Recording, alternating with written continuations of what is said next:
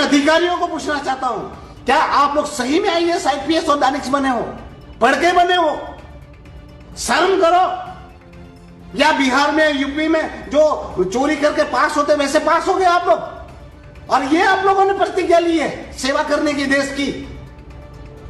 अरे IAS IPS Danish, अगर आप पढ़े लिखे हो तो चुल्लू भर पानी में लो और डूब मरो।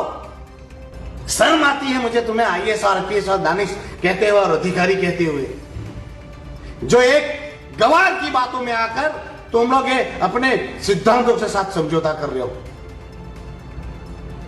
शर्म करो। अगर तुम लोगों में शर्म हो तो शर्म करो। આજે મારા ઉપર મારા મત ક્ષેત્ર દમણમાં કોઈ એફઆઈઆર કરવામાં આવી છે કે મેં યુપી બિહારના લોકોને અપમાનિત કર્યા એવું આરોપ લગાવીને હું એટલું જ કહેવા માગું છું કે આ આરોપ તથ્યવિહીન છે અને પ્રશાસક પ્રફુલ્લ પટેલની બોકલાહટનું કારણ છે।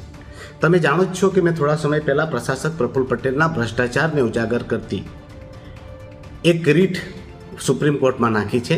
બસ આટલું જ કહીશ કે મારા ઉત્તર પ્રદેશના બિહારના લોકો મને જાણે છે અને એમણે ભરપૂર સમર્થન આપ્યું છે આ ઘટના બાદ પણ, અને સંગઠને તો ખુલ્લીને મારા સમર્થનમાં લેટરો પણ આપ્યા છે ને નિવેદનો પણ આપ્યા છે।